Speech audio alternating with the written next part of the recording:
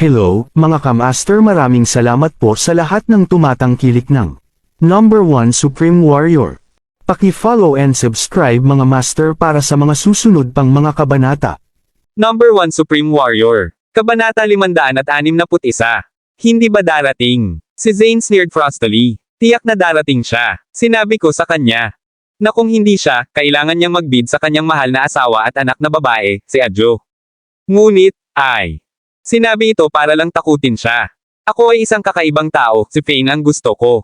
Patayin, wala rin akong pakialam na saktan ang kanyang pamilya. Papatayin ko siya upang maghayganti sa aking Master. Ikaw, bobo ka. Ang iyong mga salita ay takutin siya palayo at siya maaaring kunin ang kanyang pamilya at tumakas. Iiwan nila ang F***King Middle Province na ito nang hindi tayo alam. At ito ay masidhing nakakapagod para sa iyo na maghukay sa kanya. Panipi. Nadama ni Quill ang isang flash ng pangangati na agresibo niyang paulit-ulit. Hindi ko ba sinabi sa iyo dati, upang makahanap ng isang pagkakataon upang mad-ulash ang kanyang lalamunan? Ikaw ay isang marshal para sa Diyos na kapakanan. Kung pinapatay mo siya, patay na siya, at hindi ba ito ang pinakamahusay na senaryo? Kung papatayin mo lang siya nang wala siya. Alam ito, magiging mahusay iyon. Si Zane, sa labas ng inaasahan ng lahat. Nag-flash ng isang disdain smile, at jeered, "Young Master Zenos, iyon ang iyo. Mungkahi at hindi ako obligadong kunin ito, di ba? Ako ay isang marshal, kung gusto ko ng buhay ng head commander, kailangan ko bang gawin ito ng lihim? Hindi ito ang Ang Ginoo ay dapat gawin. Ang anumang labanan sa pagitan ng mga kalalakihan ay dapat gawin ng patayo. At kagalang-galang, mas gusto ko ito sa ganitong paraan. Ako, nawala si Quill para sa mga salita at sa kanya. Dumilim ang mukha, ngunit hindi mo siya ipaalam sa isang araw bago ang laban. Hindi ba sa palagay mo bibigyan mo siya ng pagkakataon na tumakas sa lungsod? Haha, huwag. Nag-aalala ka tungkol doon. Nararamdaman ko na ang Fane ay hindi ganoong uri ng tao. Siya dapat ay medyo malakas at makapangyarihan. Iyon ang dahilan kung bakit ko siya hinamon. Isang away, hindi siya nagpakita ng anumang pahiwatig ng takot o kinakabahan. Nag-shock si Zane. At nagpatuloy, bukod, mahal na mahal niya ang kanyang pamilya, kaya natural na hindi niya. Nais mo bang mabuhay ang kanyang pamilya ng isang itago at hinahanap na buhay at patuloy na takot, di ba? Bukod dito, huwag kang tumingin sa kakayahan ng isang marshal. Kahit na Fane kinukuha ang kanyang pamilya at tumakas, wala silang itago. At ito ba ay talagang mabuti? Para mabuhay sila ng isang nakakatakot na buhay magpakailanman. Tumahimik sandali si Zane, pagkatapos ay binubo lamang ang kanyang mga salita ng may kumpiyansa. Sa makatuwid, naniniwala ako, pupunta siya sa labanan bukas. Huminga si Queen ng isang buntong hininga sa kanyang puso nang marinig ang mga pahayag ni Zane. Sige, pagkatapos, kung ito ang sinabi mo. Sana siya dumalo sa hamon bukas, kung hindi man, kailangan mong habulin siya sa buong mundo at hinukay siya kahit ano paman. Hindi nagtagal ay umalis si Quill sa eksena. Matapos ang isang sandali ng pag-iisip, nagpadala siya ng maraming mga bodyguard upang makatayo malapit sa villa ni Fane, natatakot na dalhin ni Fane ang kanyang pamilya at tumakas sa lungsod. Hanggat ang pamilya ni Fane ay hindi umalis sa lungsod, naniniwala siya na si Fane ay tiyak na hindi rin makatakas. Maaga sa susunod na umaga, umalis si Selena upang magtrabaho sa kotse. Matapos umalis ang kanyang sasakyan sa villa, isang Audi ang lumusot, na tumatakbo sa kanya. Zina at si Fiona, sa kabilang banda, ay maligaya na naghanda ng kanilang sarili at namimili kanan pagkatapos umalis si Selena para sa trabaho. Gayunpaman, hindi nila inaasahan na sila ay mapapalibutan ng mga bodyguard ni Quill nang sila ay lumabas mula sa pangunahing pintuan ng villa. Ano ang ginagawa mo? Natakot si Zina kung kailan napansin niya ang mga masasamang pagngangalit at malademonyong smirk sa mga mukha ng mga bodyguard na ito. Hoy, ano ang sinusubukan mong gawin? Hindi mo ba kami maglakas loob? Hayaan mong sabihin ko sa iyo. Ang aking manugang ay napakalakas at malakas. At, siya ay isang kaibigan ng Diyosa ng digmaan. Ang mga hari ng digmaan at ilang mga big shot ng militar ay kanya mga kaibigan din. Mas natakot pa si Fiona na itinago niya sa likuran si Zinain. Takot. Natatakot din si Zina, pagkatapos ay lumipat siya at nagtago sa likuran ni Fiona. Ano? Gusto ba natin? Mabuti ang aming batang master ay interesado sa babaeng ito. Kaya lang kami nais na anyayahan siyang magsaya ng magkasama. Ang isa sa mga bodyguard ay lampon. Malamig. Ang mabibigat na malaking bato sa loob ng puso ni Fiona ay agad na nakataas kapag narinig niya ang target ay si Zina sa halip na sa kanya. Gayunpaman, si Zina ang kanyang kinabukasan. Anak na babae pagkatapos ng lahat. Tumahimik siya para sa ilang mga saloobin at pagkatapos ay binuksan siya. Bibig, mga ginoo, hayaan mo siyang, maaari mo. Siya ay payak na mukhang at wala. Natitirang mga personalidad din. Huwag ang iyong batang master tulad ng maganda. Babae, babayaran kita ng pera, 10,000, at kukuha ka ng perang ito at hanapin ang ilang iba pang mga kababaihan para sa iyong batang master, paano iyon? 10,000. Maaaring makahanap sa kanya ng maraming kababaihan. Panipi. Kabanata 562. Oo, tama siya. Mga ginoo, mangyaring hayaan mo akong umalis. Hindi ako kaakit-akit at super ordinary. Bibigyan kita ng isa pang 10,000 box. Gamitin siya ng 10,000 mga box upang makahanap ng ilang mga magagandang kababaihan para sa iyong batang master. At gumamit ng minahan upang bilhin ang iyong sarili ng ilang mabuting alak, sapat ba iyon? Panipi. Nakatayo sa harap ng mga malakas at matatag na kalalakihan na ito, syempre, natatakot si Zina. Agad niyang kinuha ang kanyang pitaka, handa nang bayaran sila ng 10,000 box. Hey, pera. Hindi kami dumating para sa pera ngayon. Isa pa. Ang bodyguard ay nag-chime sa na may isang tuso na smirk sa kanyang mukha. Dalhin silang dalawa. Malayo. Wow! Kapatid, humawak. Huminto ang unang bodyguard. Kaagad. Kayong dalawa, ilabas ang lahat ng cash na mayroon ka sa iyo. Kapatid. Octo, ito ay, maglakas loob kang tutulan ang utos ng batang master. Ang iba pa. Ang bodyguard ay nagpalitan ng tingin sa bodyguard na tinawag na kapatid. Octo. Bumagsak ang mukha niya. Gayunpaman, isinara ni Brother Octo ang kanyang mga tainga sa kanyang mga salita. Inunat ang kanyang kamay, at sinabi kina Fiona at Zina, magmadali ka. Kaya F***King. Mabagal. Ang mga espiritu ng dalawang babae ay agad na pinagaan at nagmadali. Kinuha ang lahat ng cash na mayroon sila sa kanila at pagkatapos ay ibinigay ito kay Brother Octo. Wow! Hindi masama. Mayroong halos 70 hanggang 80,000 box. Ikaw. Dalawa ang nagdadala ng maraming pera sa iyo, hindi ba? Kapag ang cash ay nasa kanyang mga kamay. Pinakawalan niya ang isang pagsabog ng hindi makajos na pagtawa. Kung gayon pagkatapos, maaari ba tayong umalis ngayon? Salamat, kapatid na si Octo. Salamat sa pagpapalam sa amin. Pinutok sila ni Fiona. Isang mainit ngunit nerbiyos ng ngiti at hinawakan ang kamay ni Zina, naghahanda na iwanan ang eksena. Maghintay ng 1 minuto. Huminga si Brother Octo ng isang malamig at disdain. Tawa. Pinigilan niya sila mula sa pagkuha ng isa pang hakbang upang umalis. Well, hindi ako kailanman. Sinabi kong papayagan kita. Napakaganda mo at mapagbigay na bigyan ako ng pera. Bakit ko tatanggihan ang iyong kabaitan, di ba? Haha, tama ka, kapatid. Octo, inaalis namin sila. At dahil mayaman sila at inaalok sa amin ang pera, bakit hindi natin ito kukunin? Haha, ang pagsasakatuparan ay tumama lamang sa iba pang mukha ng bodyguard matapos marinig ang mga salita ni Brother Octo. Humanga siya. Si Brother Octo ay higit pa ngayon, paano siya magiging matalino at maliwanag. Panipi. Kayo, walang kahihiyan ****. Paano ka makakabalik sa iyong mga salita? Zina. Ay nasusunog ng galit. Binigyan niya sila ng pera ngunit gayon pa man ay hindi nila balak. Upang pabayaan sila. Hehe. Babalik sa aking mga salita. Ano ang babalik? Kapag hindi kita ipinangako sa iyo. Ang lalaki ay kumalas at nag-scan. Sa pamamagitan ng kanilang katawan muli. Well, halos hindi ako makaligtaan sa maliit na bagay na ito. Ang jade bracelet sa iyong palso, ang gintong kwinta sa paligid ng iyong leeg, at iyon. Panoorin din. Hindi mo ba iniisip na sila ay kaibig-ibig? Alisin mo sila ngayon. Ikaw. Ikaw, pangarap sa. Hayaan mo akong bigyan ng babalaka, mas mahusay mong pakawalan kami, kung hindi man, kailan. Dumating ang aking manugang, hindi ka aalis dito sa isang piraso. Magiging crippled. Siya ay napakalakas at malakas. Ikaw ay kasing ganda ng patay kapag siya dumating. Laking takot si Fiona kaya natagod siya ng ilang mga hakbang pabalik. Ang mga piraso ng alahas at accessories sa kanya ay hindi lamang iilan, bawat isa. Ang piraso ng mga ito ay nagkakahalaga ng isang tao ng isang braso at isang binti. Marami pa sila. Mahalaga kaysa sa cash. Nakakatawa ka, hindi ba? Huwag kang mag-alala. Ang iyong mahal na anak. Ang in-law ay patay na karne ngayon na nasaktan niya ang aming batang master.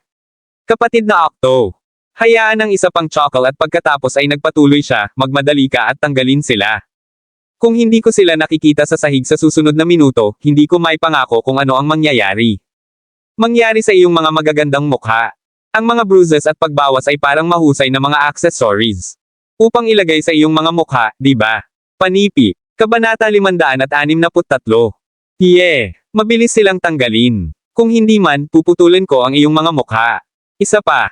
Ang bodyguard ay sumabog ang isang sandang at sumisigaw. Kami ay aalisin sila. Maaari. Mangyaring hayaan mo kaming pumunta.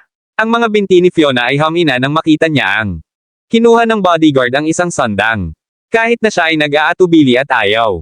Bigyan sila ng kanyang murang mga hiyas, ang kanyang buhay ay mas mahalaga kaysa sa ang mga materyales na ito sa lupa. Bukod, itinuturing niya ang kanyang sarili na maswerteng tulad ng iba. Hindi siya pinilit ng partido na pumunta sa isang bangko at bawiin ang lahat ng kanyang pera. Ikaw ba? Sa tingin mo posible? Haha, gamitin ang iyong utak. Ang order ng aming batang master ay hindi defied. Malinaw na sinabi niya sa amin na hindi lamang kailangan nating kunin ang babaeng ito. Malayo, kundi pati na rin ang iyong anak na babae, si Selena Taylor. Ang ilan sa aming mga kalalakihan ay nagtatakip sa kanya ngayon at siya ay aalisin bago dumating sa opisina. Panipi. Si Brother Octo Chortled, ang aming batang guro ay naayos ang kanyang mga mata sa dalawang ito. Pretty ladies, gustong-gusto niya ang kanilang nakakaakit na katawan at nakamamanghang mukha. Siya. Inutusan kaming dalhin sila sa kanya at magsaya sa kanya. Lahat ito. Dahil sa fame. Ang B***starred ay tiyak na nasaktan ang ilang batang master. Muli. Tapos na tayo. Si Zina ay sidang at ang kanyang katawan ay nanginginig. Galit. Nasa sitwasyong ito ang lahat dahil sa B***starred na iyon Fane Woods. Dapat silang maging mga kalalakihan ng master clerk. Bakit dapat masaktan ang lahat ng ito? Mga batang masters, sinasabi ko sa kanya na manatiling mababa at hindi upang maging sanhi sa amin. Kagulo. Tingnan ang kanyang gawa ngayon. Tapos na kami. Ibinigay ni Fiona ang mga hiya sa ibang partido nang walang pag-asa. Gayunpaman, ang kanyang mga mata ay biglang nag-ilaw bilang. Kahit na naisip niya ang ilang magagandang ideya. Iminungkahi niya, mahal na kapatid. Octo, ang iyong batang master ay nagbigay lamang ng isang order upang kunin ang aking anak na babae at si Zina Jackson ay malayo, di ba? Hindi niya ako binanggit, di ba? Tingnan mo, ako. Inosente, wala akong ginawang mali. Binigyan kita ng lahat ng mayroon ako, napakaraming mga hiyas at napakaraming pera, hindi mo ba ako papayagan? Ibig mo bang sabihin ay kukunin namin ang babaeng ito? Malayo at hayaan kang umalis. Hindi nakita ni Brother Octo na darating. Siya ay dumbstruck para sa isang segundo bago magtanong. Oo, masyadong matanda na ako. Hindi na kailangan mong ilayo mo rin ako, di ba? Nagpakita si Fiona ng isang kaibig-ibig. Mukha, paano mo ako maiiwan? Si Zina ay nakatali sa dila. Ay! Si Fiona ay hindi masyadong labis sa pag-iwan sa kanya na nag-iisa sa isang mapanganib. Sitwasyon. Zina, dumating sila para sa iyo. Ako ay walang kasalanan at wala akong magagawa. Kasama nito, kahit na dadalhin nila ako sa iyo, wala akong mag-alok sa kanila, meron ako. Walang halaga, di ba? Agad na lumaban si Fiona. Itinapon niya si Zina ng iilan. Sinasadyang kumikislap kapag ang ibang partido ay hindi binibigyang pansin. Si Zina ay hindi isang tulala. Nagawa niyang mahuli ang hangarin ni Fiona kung pinakawalan nila. Nang Fiona, magkakaroon siya ng pagkakataon na pumunta sa Fane at humingi ng tulong. Kung hindi man, kung lahat sila ay inalis, walang paraan upang mahanap si Fane. Out tungkol sa kanilang sitwasyon. Sa oras na alam ito ni Fane, maaaring huli na. Fine. Mas mapabayaan mo ang aking ina. Hindi na siya bata at sa kanya. Ang puso ay hindi na makatayo pa. Maaari mo siyang matakot sa kamatayan bago dumating sa lugar ng iyong batang master, gusto mo ba iyon? Panipi. Nagbigay si Zina ng ilang mga saloobin sa sitwasyon bago sabihin iyon sa mga kalalakihan na iyon. Ang isa sa mga bodyguard ay nag-aalangan, hinailan niya ang kapatid na si Octo at bulong sa kanya, kapatid na Octo, ano ngayon? Dapat ba nating pakawalan ang babaeng iyon? Pagkatapos ng lahat, inutusan lamang kami ng batang master na dalhin sina Selena at Zina. Bumalik sa kanyang lugar. Ang dalawang sisiw na ito ay tunay na ilang mga magagandang hiyas. Ang aming bata. May magandang lasa si Master, hindi ba? Gayunpaman, inalog ni Brother Octo. Ulo, hindi, pupunta si Fane sa labanan at mamamatay siya, walang alinlangan.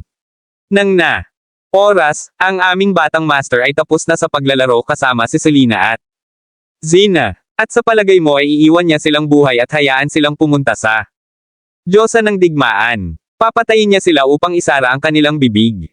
Kung hindi man, gagawin nila. Humingi ng tulong mula sa Diyosa ng digmaan at maghayganti, sa gayon tayo.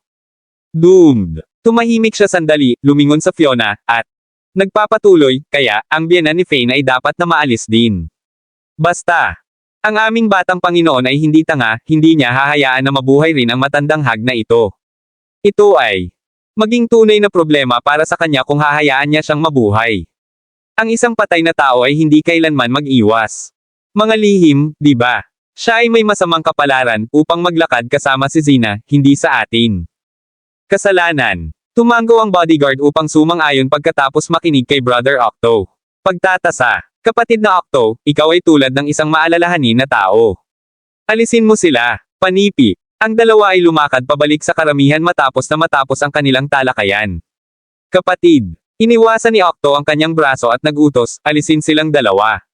Fiona, sisihin ito sa iyong sarili. Walang nagtanong sa iyo na maglakad kasama si Zina. Panipi. Kabanata 564. Huwag, mangyaring huwag, kapatid na Octo. Wala na ako sa aking 20 o 30s at ang aking puso ay mahina din. Paano kung takot mo ako sa kamatayan? Mga tampok ni Fiona. Naputok sa kanyang mga salita, at pagkatapos ay natakot siya na siya ay sumakay sa lupa at nagsimulang magtapon ng mga tantrums. Haha, hindi rin ito mahalaga. Gawin. Sa palagay mo mayroon ka pa ring pagkakataon na mabuhay pagkatapos mong maalis. Isa ng mga bodyguard ay lumapit kay Fiona at direktang kinuha siya mula sa lupa. Ang malabong amoy ng pabango sa katawan ni Fiona ay pumasok sa kanyang ilong. Siya ay naging nasa sabik at ang kanyang mukha na puno ng kasiyahan, Ang matandang babaeng ito. Pinapanatili ang kanyang katawan ng maayos. Mabuting anyo pa rin siya. Pinakamahalaga, ito. Ang uri ng chubby body ay eksaktong aking tasa ng tsaa. Haha, Lori, mahilig ka ba? Ang matandang uri ng tiyahin. Ang isang batang mukhang bodyguard ay tumawa ng malakas, bumaluktot. Kasama ang isa pang kalagitnaan ng may edad na bodyguard habang hinaila nila si Zina sa kotse. Hehe. Hindi mo ito naiintindihan ng mga kabataang lalaki. Ang isang babaeng katulad niya ay higit pa mature, at may higit na karanasan, di ba? Ang bodyguard na may kakaiba. Ang lasa sa mga kababaihan ay talagang matanda. Mukha siyang nasa 40 na siya. Tumawa at nagsalita, ang isang may edad na babae ay tiyak na hindi ang aming batang master. Ay type at kalaunan kapag ang batang master ay nagsasaya sa dalawang bata na ito. Mga kababaihan, hindi ka ba nasasabik at mag-drool din sa kanila? Pagkatapos niya, natapos ang kanyang mga salita, sinampal niya ang katawan ni Fiona at nagkomento sa A. Perverted smirk sa kanyang mukha, pagdating ng masayang oras, matutikman ko ito. Mature na babae. Ito ay mas mahusay kaysa sa nakatayo lamang at nakatingin sa bata. Master na masaya. Ikaw ****. Malas ka. Ang aking manugang ay nakakaalam sa Diyos ng digmaan. Kung gagawin mo ito sa akin, pinaplano mo ang iyong sariling libing. Fiona. Sumigaw at sumigaw, sinusubukan na labanan ang kanyang paglabas mula sa kanilang mga hawak.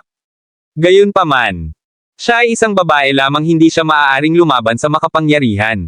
Mga lakas ng mga bodyguard na may napakalaking build. Hindi siya nakapagpapalaya ang sarili sa kanyang mahina na bisig. Kinuha siya ng mga bodyguard at strode. Isa pang kotse, kung saan wala si Zina. Wow! Dapat kang magpasalamat at maswerte na mayroon akong mata sa iyo. Sa ganitong paraan, masisiyahan ka pa rin. Bago ka mamatay. Haha! Ang kalagitnaan ng edad na bodyguard ay tumawa ng malubha, at ang nakatagong peklat sa kanyang mukha ay nagpakita sa kanya na mas malademonyo. Hindi ba? Mag-alala. Ang Diyos ng digmaan ay tiyak na hindi malalaman tungkol sa bagay ngayon. At ang iyong mahal na manugang ay mamamatay sa harap mo sa lalong madaling panahon. Imposibleng. Napakalakas niya. Sino kayong mga lalaki? Natatakot si Fiona. Sa ngayon, at siya ay malakas na pinalamanan sa kotse na may isang bodyguard. Nakaupo sa bawat panig, nakaupo siya sa gitna. Walang paraan para sa siya upang makatakas. Siya ay malakas. Huwag maging abala sa ganito. Ang Ang taong nais ang kanyang buhay ay natural na mas malakas. Ang kalagitnaan ng may edad na tao na may isang nakatagong peklat sa kanyang mukha ay nakakagulat na nakinig pagkatapos makinig. Ang pag-angkin ni Fiona. Ang kanyang mga mata pagkatapos ay lumipat patungo sa patas at plump ng mga hita ni Fiona. Hindi niya maiwasang lunukan ng husto sa kanyang nakita. TSK TSK. Mayamang kababaihan. Tulad ng ikaw ay tunay na kamangha-manghang. Ang iyong katawan ay maayos na pinapanatili at tumingin. Ang parehong mga babaeng nasa 30s. Mangyaring huwag gawin ito, mister. Ako. Napakatanda at maraming mga wrinkle sa aking balat. Nasa 40 na ako. Maaari mo ba akong pakawalin? Mangyaring, hinihiling ko sa iyo. Binigyan kita ng lahat ng aking pera. Mangyaring pakawalan tayo. Si Fiona ay patuloy na humihiling sa takot, nanginginig ang kanyang tinig. Hindi mapigilan. Ang pinakakakilakilabot na bagay ay ang tono ng ibang partido. Parang papatayin siya upang ikulong ang kanyang bibig. Ang higit pang Fiona ay naghukay. Ito, mas pinaniniwalaan niya na tiyak na natatakot sila sa Diyos ng digmaan. Kaya natural, nais nilang patayin sila upang patahimikin sila. Kung hindi man, sila ay maghuhukay ng libingan para sa kanilang sarili kapag si Fiona o Zina ay nagpunta sa Diyos ng digmaan. Hehe, hindi ko akalain na ikaw ay matanda na. Marahil ng ilang taong mas matanda kaysa sa akin at gusto ko ito sa ganitong paraan. Tumawa ng malakas ang lalaki, tanggapin mo lang ang iyong kapalaran at huwag mag-isip tungkol sa pagtakas. Huwag gumawa ng anumang ingay, hindi. Kung hindi man, puputulan ko ang iyong damit ngayon at hayaan ang lahat na makita. Haha, panipi. Kabanata 565. Ang mukha ni Fiona ay namumula at hindi maganda nang marinig ang kalagitnaan ng may edad na tao. Mga salita, pinaikit niya ang bibig niya at hindi na ako nagbubo ng isang salita. Ang iba pang kotse, si Zina ay nakasimangot sa sitwasyon. Sa sandaling ito, siya na. Wala kundi kalmado. Pagkatapos ng lahat, binabantayan siya ng dalawang malalaking lalaki sa bawat panig. Nakaupo siya sa gitna, at alam niya na walang paraan para sa kanya. Makatakas at lumaban muli, ginagamit niya ngayon ang bawat solong mga sel ng utak ng kanya. Upang isipin ang dapat niyang gawin upang maiwasan ang kanyang sarili sa panganib. Siya. Nag-isip ng 1 minuto at pagkatapos ay sa wakas binuksan ang kanyang bibig, kapatid na si Octo. Sino ang iyong batang master? Ang B***** Fane ay nakakasakit sa napakaraming tao at seryoso akong wala sa ideya kung sino ang nasaktan niya sa oras na ito. Tumalikod siya. Nakaharap sa kapatid na si Octo. Isang malamig na panunuya ang pinakawalan mula sa bibig ni Brother Octo. Hindi mo kailangang mag-alala tungkol dito. Malalaman mo kung dumating ka sa kanyang lugar. Hindi ako obligadong sabihin sa iyo ang katotohanan, kahit na mamamatay ka na sa lalong madaling panahon. Panipi. Ang mga sulok ng bibig ni Zina ay kumikiskis ng hindi sinasadya. Siya cogitated para sa A. Pangalawa at pagkatapos ay pride na pansamantala, kapatid na Octo, hindi ba ang iyong batang master? Mula sa pamilyang Wilson. Nadama ni Zina na ang mastermind ay malamang batang Master Wilson. Pagkatapos ng lahat, siya ay sinampal hanggang sa siya ay walang malay sa pamamagitan ng Ivan Taylor 2 araw na ang nakakaraan, at ang batas ay iniutos ni Fane. Walang tao. Makikilala pa ang batang master na si Wilson sa sandaling iyon, tulad ng kanyang mukha. Bilang namamaga bilang ulo ng baboy. Sa makatuwid, natural ito para sa batang master. Wilson na hawakan ang sama ng loob laban kay Fane, hindi lang inaasahan ni Zina ang paghihiganti na dumating ng napakabilis. Hindi, anong pamilya Wilson? Haha, batang guro. Si Wilson ay isang brat lamang bago ang aming batang master. Siyempre, kapatid na si Octo. Lumakad sa bitag na itinakda ni Zina para sa kanya, at binigyan ng ilang impormasyon. Bagaman ang impormasyong ito ay hindi inihayag ang pagkakakilanlan ng mastermind, ito. Binigyan ba si Zina ng atake sa puso? Pagkatapos ng lahat, ang pamilyang Wilson ay isang pangalawang klase. Aristokratikong pamilya sa gitnang lalawigan, at hindi sila malayo sa ang pagiging isang first-class aristokratikong pamilya. Ang nasabing isang makapangyarihang pamilya ay wala. Kumpara sa mastermind na ito. Kung ito talaga ang kaso, mayroon talaga si Fane. Nasaktan ng isang tao mula sa isang unang klase na aristokratikong pamilya sa oras na ito. Zinez. Si Paler ay naging hindi kasiya siya at payak kapag naisip niya ito. Kailan ang B***** Fane ay nakakasakit sa isang first-class na aristokratikong pamilya. Gayunpaman, tila maging mas madaling hulaan ngayon dahil ito ay isang pamilya na first class. May anak na babae. ng puting pamilya na tinawag na Ruwait at mayroon siyang isang nakababatang kapatid. Ngunit, ang nakababatang kapatid na lalaki sa kanya ay masyadong bata, 13 taong gulang lamang o higit pa. Sa makatuwid, ang posibilidad para kay Faye na masaktan ang puting pamilya ay malapit sa zero. Tulad ng para sa pamilyang George, mas imposible. Ang pamilyang George. Mayroon lamang isang anak na babae, na si Sharon George. Mahal na mahal niya si Fane at hindi makapaghintay na pakasalan siya. Paano niya nais na patayin si Fane? Sa makatuwid, ang natitirang posibilidad ay ang mga batang masters mula sa pamilyang Mont at ang pamilyang Roy Grayson Mont at Robert Roy. Ngayon, alin sa dalawang ito? Ang mga batang masters ay nakakasakit. Matapos mag-isip tungkol sa bagay na ito, tunay siya. Nadama na marahil ay nasaktan ni Fane si Grayson mula sa pamilyang Mont. Pagkatapos ng lahat, ang pinuno ng pamilyang Mont at Grayson Mont ay parehong lumitaw sa Old Master. Kaarawan ng kaarawan ni Taylor, samantalang ang pinuno ng pamilyang Roy ay ang tanging kinatawan mula sa kanilang pamilya upang dumalo sa piging. Kapatid na Octo, bawat ang kawalan ng katarungan ay may nagawa nito at ang bawat utang ay may utang nito. Ito ay Fane kung sino. Nakasakit sa iyong batang master.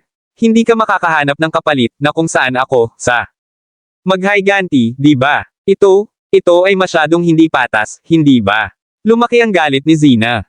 Mas malalim at mas malalim habang nagsalita siya. Kung nais mong maghiganti, hanapin ang kanyang asawa. Mag-asawa sila, kaya makatuwiran na makuha si Selena sa halip na Ako ay kasintahan lamang ng bayaw ni Fane, kahit na isang Taylor. Paano? Maaari mo bang i-target ang isang tagalabas? Hey! Itigil ang whinang. Ang aming batang master ay mayroon. Nakita ka dati at naalala ang iyong nakamamanghang katawan. Parehong ikaw at Selena ay maganda at kaakit-akit. Kaya't mas mahusay na makakuha ng dalawa sa halip na isa. Tama. Si Brother Octo ay nagpakawala ng isang chortle, ang kanyang kamay ay hindi idle na nagpapatuloy. Ang kondongan ni Zina. Kung ako ang aming batang Panginoon, nais ko rin kayong dalawa. Haha, panipi. Kabanata 566. Samantala, si Selena ay nasa kalsada pa rin habang papalapit siya sa kanyang lugar ng trabaho. Palabas. Sa asul, isang itim na Audi ang hamarang sa kanyang sasakyan at napahinto siya ng epektibo. Hoy! Panoorin kung saan ka pupunta. Isang flicker ng pangangati na binaril sa kanya. Mabilis niyang binuksan ang kanyang seatbelt upang makalabas ng kotse, maliwanag ang kanyang galit sa mukha niya. Pagkatapos ay nakaramdam siya ng isang paglubog na pakiramdam sa sandaling siya ay umalis. Ang sasakyan niya, nabanggit niya na may isa pang kotse na nakapark sa likuran niya, at ito ay epektibong hindi pinaganya sa kanya mula sa pag-reversing ng kotse. 8 mga lalaking Herculean sa ang mga itim na demanda ay bumaba sa mga kotse at lumakad papunta sa kanya, ang kanilang mga mukha ay pasibo at stoic. Ano ang ginagawa mo? Natakot si Selena kaya nagsimula ang kanyang mukha. Nawawala ng kulay. Hey! Ano ang ginagawa natin? Hindi ba malinaw? Narito kami upang kunin. Malayo ka. Ang isa sa mga malalaking lalaki ay nanunuya. Tiningnan niya ang kanyang malambot at pantay. Ang mga perverted grin ay lumitaw sa kanyang mukha. Hindi masama. Tunay na ikaw ang nakakahiya. Beauty queen ng gitnang lalawigan, at makakatulong ito na ikaw na kasal, na nagdaragdag sa iyong kaakit-akit at kagandahan. Gustong-gusto mo rin akong tikman ka. Ang isa sa mga kalalakihan ay mabilis na nakipag-ugnay sa kanya habang nagkomento siya ay ang isang batang Panginoon ay nakatingin, kaya magmadali at dalhin siya sa kanya. Huwag gulo. Why lumabas ka sa aking paningin? Kung hindi ka umalis ngayon, tatawagan ko ang pulisya. Natakot si Selena kaya naririnig niya ang kanyang puso. Kagulong sa kanyang mga tainga, abnormally at malakas ito. Siya ay nagpupumilit na kalmado. Pababa at masuri ang sitwasyon. Pagkatapos ay sinabi niya, malakas ang asawa ko at malakas. Sinasabi ko sa iyo ngayon na kung maglakas loob kang hawakan ng isang solong strand ng ang aking buhok, hindi ka makalabas dito sa isang piraso pagdating ng aking asawa. Panipi. Ha! Hindi ako mag-aalala tungkol doon. Mamamatay ang asawa mo ngayon. Din. Sinabi mo bang tatawag ka sa pulisya? Hey! Sa palagay mo ay makakatulong iyon. Isa sa ang mga malalaking lalaki ay nanunukso sa isang masamang pagngiti sa kanyang mukha. Bukod, hindi kami magbibigay. May pagkakataon kang tumawag sa pulisya. Hayaan mo siyang umalis. Isang matalim at mahigpit na boses ay narinig sa hangin. Ang isang tao ay tumayo na hindi masyadong malayo sa kaguluhan, at naglakad siya papunta sa kanila. Marshall Dennis, kapag ang figure ng Marshall. Napunta si Dennis sa paningin ni Selena, siya ay nagpabugbog ng isang panloob na buntong hininga. Ito lamang. Naganap sa kanya noon na siya ang kanilang bodyguard ng pamilya, at nangako siya. Fane ay protektahan niya siya at ang kanilang pamilya tuwing makakaya niya mula sa mga anino. Isang war marshal. Ang 8 mga bodyguard ay nagbigkas ng magkakaisa. Halos speed nila ang kanilang pantalon nang makilala nila siya. Ang 8 sa kanila. Ang pinagsama ay hindi kahit nakaribal ng isang pangunahing sa militar. Ano pa Marshal. Habang papalapit sa kanila si Marshall Dennis, ang isa sa mga kalalakihan ay pinamamahalaang. Sumisigaw sa takot, she asterisk T. Ano ngayon? Sila ay mga bodyguard ng Xenos. Pamilya, ang bawat napakabihasang manlaban. Kung sila ay mga miyembro na naglilingkod sa Army, magranggo sila bilang katulong na commander. Ang ilan sa kanila ay maaaring head commanders. Siyempre, hindi na nila makikipagkompetensya laban. Isang pangunahing o marshal. Huwag matakot, ang isa sa kanila ay matapang na umakyat sa. Ang kanyang ulo ay humawak ng mataas. Ang babaeng ito ay medyo matalino. Sinusubukan niya. Takot sa amin, ha? Ang taong ito ay walang marshal. Isang marshal ang lumitaw. Wala bang katulad na kukunin natin siya? Walang ganoong pagkakaisa sa mundo. Nagsisinungaling siya, iyon ay kung ano ito. Mapahamak, she asterisk T. Tama ka, halos. Naloko. Isa pang facepalmed. May ipinapaalala ka sa akin ng isang bagay. Narinig ko na ang rascal ay isang head commander. Isang head commander lang, at sinabi mo.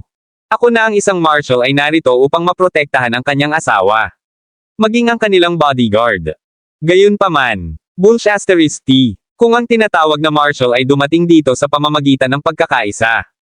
Hindi alam ng babaeng ito ang kanyang pangalan. Oo. Ito. Binibigyang diin ng babae ang salitang marshal, din. Ito ay malinaw na upang takutin kami. Bakit hindi niya tinawag ang lalaking iyon na si Dennis sa halip na Marshall Dennis? Isa pa. Chimed in na parang ang sitwasyon ay nailipat sa kanila. Dennis. Huminto mismo sa harap nila na snarled sa isang nagyayelo na malamig na tono. Sino ang iyong batang guro? Gaano siya manggahas na inagaw ni Miss Selena? Kumuha siya. Isang panloob na buntong hininga na siya ay libre at napunta rito ngayon. Kung hindi man, hindi na niya mahaharap si Fane kung may nangyari kay Selena. Kabanata 567. Hey, little brat, hindi mo nararapat na malaman kung sino ang aming batang master. Isa. Sa mga kalalakihan ay humakbang at umusbong, kung mayroon kang utak, magaling ka. Upang mag-scram ng instant na ito. Kung hindi man, huwag sisihin ang aking mga kamao sa pagkuha ng iyong buhay. Panipi. Ang iyong mga kamao. Natatakot ako na hindi mo ito makikita pagkatapos nito. Siya na. Sinabi na ako ay isang marshal. Gaano ka manggahas na kumilos ang lahat ng subang at makapangyarihan sa lahat? Ako. Kinanta mo ba ang Fish Leong to the Power of One ang kanyang kanta na Courage? Dumating ang scathing komento ni Dennis. Kung sasabihin mo sa akin ang pangalan ng iyong batang master ngayon, ako. Maaaring isipin ang pag-iwas sa iyong buhay. Kung hindi, huwag mo akong sisihin sa kung ano ang tungkol sa mangyayari. Oh, wow. Ikaw ay ilang mahihirap na tao, hindi ba? Hayaan mo akong subukan kung paano. Mahirap ang iyong mga kamao noon. Handa na i-swing ang kanyang braso. Mga kapatid, talunin ang taong ito ng magkasama at lumpo. Siya. Hayaan siyang maging nosy. Huwag mag-aaksaya ng oras, gawin natin ito ng magkasama. Aming. Naghihintay pa rin ang batang master para sa babaeng ito. Sa isang split segundo, lahat ng 8. Ang mga kalalakihan na sisingilan kay Dennis gamit ang kanilang mga braso ay nakataas ng mataas. Boom! Pow! Ang 8 sa kanila ay bumaba tulad ng mga langaw sa lupa. Para silang mga carrot. Sa chopping board habang si Marshall Dennis ang chef, at tinadtad. Sila ay walang awa na ginawa niya. Ang 5 sa kanila ay namatay habang ang 2 ay inilatag sa ground habang nagpupumilit silang huminga, hindi makagalaw ng kalamnan. Isa lamang ang naiwan na buhay, sinadya ni Dennis ang kanyang buhay. Kahit na nasugatan, ang lalaki pa rin. Pinamamahalaang bumangon at tumayo na hindi kalayuan kay Dennis. Tatanungin kita lang. Isang tanong, sino ang iyong batang master? Sino ang nag-uudyok sa iyo upang makidnap Miss Selena? Ililinis ko ang iyong buhay kung sasabihin mo sa akin ang lahat. Walang awa sa laban. Kinausap ni Dennis ang pinatigil na tao na may labis na kawalang interes habang naglalakad papunta Siya, habang nagsara siya, tinanggal niya ang parehong mga kalalakihan na inilatag sa lupa pa rin. Gaspang para sa hangin.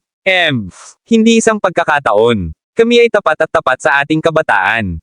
Master, ang huling nakatayo na bodyguard ay huminto ng ilang segundo bago siya kumuha ng isang sandang at sinaksak ang kanyang sarili sa kanyang leeg. Shink! Ang bodyguard nahulog sa lupa at ang kanyang katawan ay umikot ng ilang segundo bago siya huminga ng huli. Mayroon siyang mga guts. Tuyo si Dennis ng tuyo, nakadikit ang kanyang mga mata papunta sa katawan sa lupa. Agad na lumapit si Selena kay Dennis kay ipahayag ang kanyang lubos na pasasalamat. Salamat, Marshal Dennis. Kung hindi ito, ikaw, nasa kamay na ako ngayon. Malugod ka, Miss Selena. Ako ang iyong bodyguard, at binigyan ko si Faye ng aking salita upang maprotektahan ka. Ito ay natural lamang na tinutupad ko ang aking tungkulin. Iniligtas ako ni Faye bago, pagkatapos ng lahat. Isang mainit na ngiti ay naka-etched sa mukha ni Dennis, at nagpatuloy siya, ang iyong tanggapan ay hindi malayo dito, kaya maghihintay ako hanggang makuha mo ito. Huwag kang mag-alala tungkol sa mga katawan na ito, hahanapin ko. May hawakan ito mamaya, at kailangan kong bisitahin ang iyong bahay pagkatapos nito. Ginagawa nito. Nag-aalala sa akin na ang iba ay maaaring nasa panganib din. Sige, Selena. Tumango. Malayo. Sa isang inabandunang gusali sa Horizon Street, si Quill Zenos ay nasa kadalian habang nagpahinga siya. Sa likuran niya ay halos 100 mga bodyguard, nakatayo. Pa rin ang lahat ng mga bodyguard na ito sa itim na demanda ay mga bihasang mandirigma, at sila parang masigasig. Marshal Zane, sa araw na iyon sinabi mo sa akin na ang iyong tanging layunin ay upang patayin si Fane, di ba? Hindi ka mag-aalaga sa iba pang mga detalye, tama ba ako? Quill, napangiti ng demonyo. Tama ka, gusto ko lang ang ulo ni Fane, at hindi ako nagbibigay isang she-asterisk tungkol sa iba pang mga bagay. Ang mga mata ni Zane ay walang pasibo na yelo na parang siya lumabas lang mula sa isang yelo ng yelo. Tumayo siya doon, naghihintay para kay Fane. Pagdating. Kabanata 568. Hehe, mahusay. Hanggat hindi ka makagambala sa aking negosyo. Haha, Quill. Masungit si Cackled at idinagdag, hindi ko malilimutan na pinatay ni Fane ang aking tiyuhin. Pinapatay mo siya upang maghayganti sa iyong Panginoon, at maglaro ako sa kanyang babae upang maghayganti. Ang tiyuhin ko. Hindi kailanman nangyari sa akin na ang bata ng Zenos family. Ang master ay magiging tulad ng isang immoral na bugaw. Paano mo mailibing ang marumi mo? Mga gawa na may ganitong mataktika at marangal na kasabihan. Dumating ang jibe ni Zane, ang kanyang pag-aalipusta. Malabo sa kanyang mga mata. Nakikita niya si Quill sa ibang ilaw sa puntong iyon, Masamasa na. Isang taong nag-aral sa isang universidad na dapat mo mag-isip ng iba. Si Quill ay nag-gufo muli. Isang universidad. Ha, ikaw ba? Ibig sabihin ng walang silbi na sertipiko na binayaran ko upang makuha ito. Well, akala ko iyon. Bilangin. Ang ngiti ni Quill ay lumawak habang ang kanyang isip ay nagsimulang gumala, bumalik sa mabuti. Mga lumang araw sa universidad. Pinag-uusapan kung saan, ang mga kagandahang universidad o ang mga kagandahang klase ay maganda at natikman na mabuti. Namimiss ko ang magandang araw sa paaralan, ang buhay ay nadama ng malaya noon. Ang pinakamagandang bagay ay ako. Laging napapaligiran ng isang pangkat ng mga nakamamanghang kababaihan. Haha, si Zane ay hindi mag-abala sa kanyang kwento sa universidad. Ang nasabing tao ay basura at scum in ang kanyang mga mata. Ang tanging layunin at interes niya ay papatayin si Fane. Ito ay kung kailan.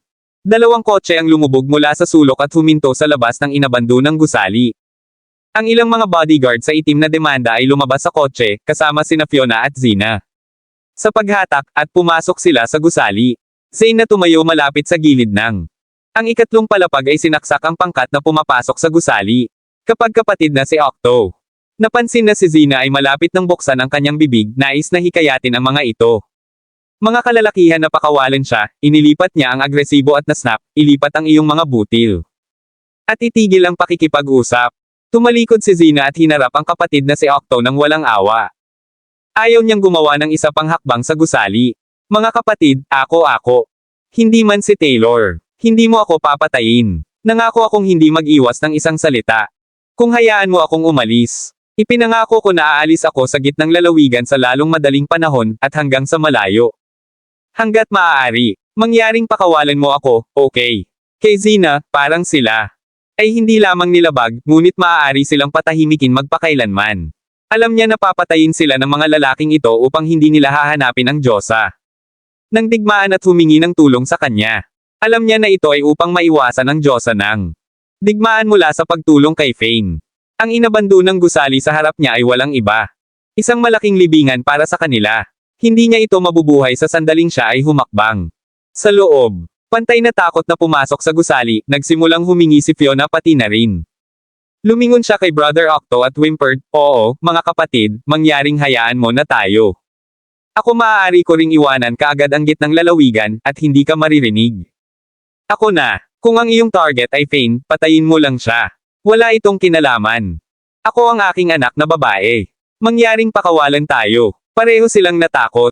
Slap, slap. Sa halip na awa, sila ay nasmack sa halip. Jesus F*** King. Kristo. Ang mga kababaihan ay sobrang F*** King mahirap at laging nag. Kapatid na Octo.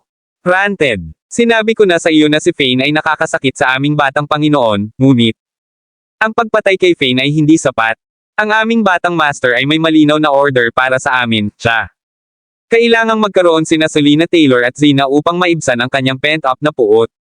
Zina at hindi na nang ahas na buksan ni Fiona ang kanilang mga bibig matapos silang masampal.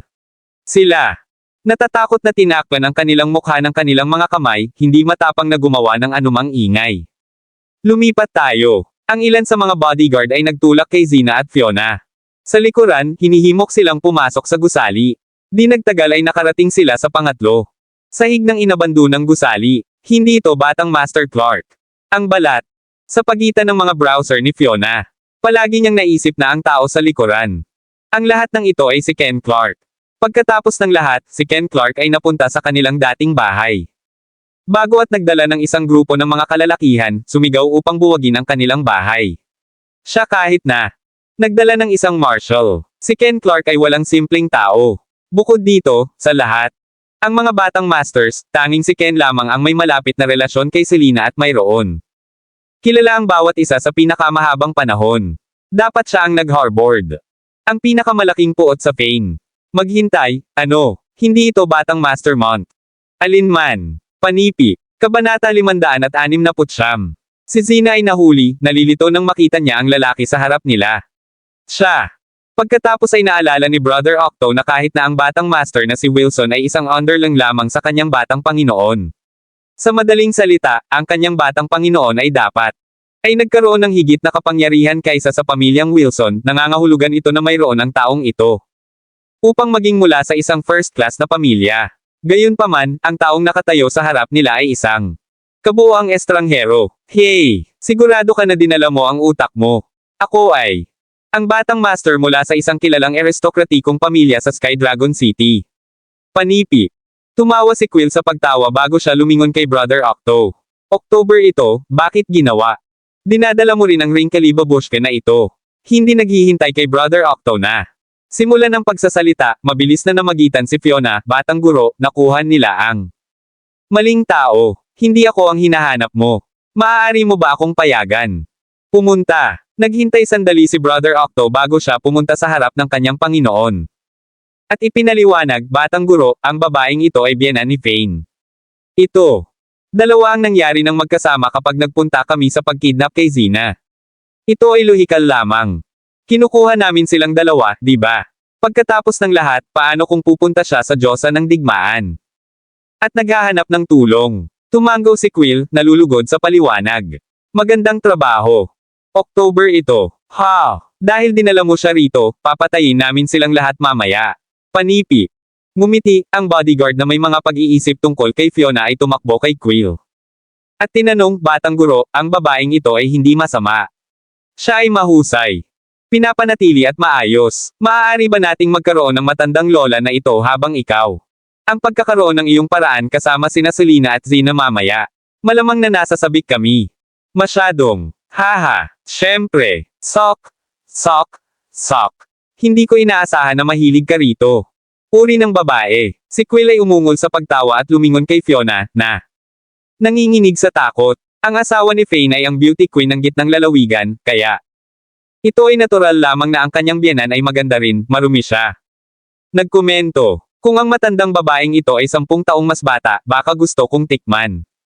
Siya rin, young master, ang ibig mong sabihin ay okay ka lang dito. Ang kalagayan ng bodyguard ay pinalakas sa tugon ng batang master. Tumingin ito.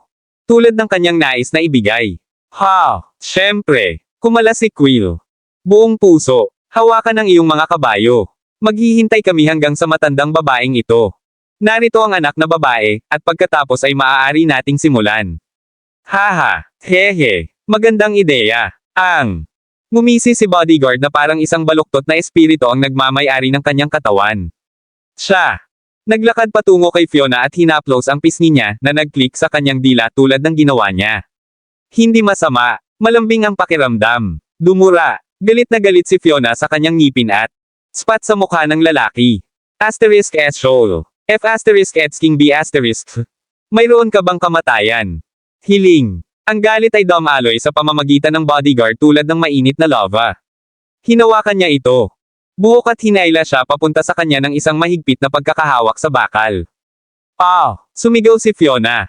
Sakit, at sa wakas ay pinakawala ng lalaki ang kanyang pagkakahawak. Mas mahusay kang manatiling ilagay at panatilihin. Ang bibig mo.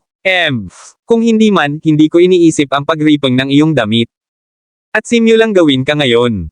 Banta ang lalaki. Kapatid na si Octo noon. Nakasimangot. Ito ay kakaiba. Bakit hindi pa si Selena? Nagsalita siya. Ang aming mga kalalakihan. Sinundan ng kanyang kanan pagkatapos umalis siya sa villa. Tumingin si Quill sa relo niya habang siya nagsalita, dapat sila ay narito sa lalong madaling panahon. Naisip niya na si Fane ay dapat na dumating. Sa lalong madaling panahon din.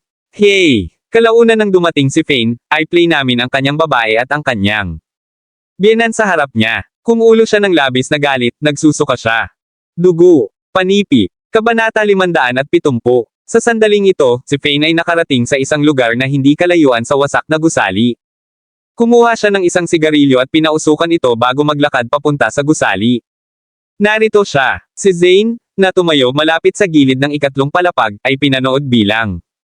Lumapit si Fane. Naging hamog na nagyelo, hindi ako nabigo ni Fane. Siya ay isang mapagkakatiwalaang tao. Kapag nalaman ni Fiona na narito si Fane, siya gaganapin. Sa pagitan ng dalawang napakaraming lalaki mismong sumigaw, Fane, tulong.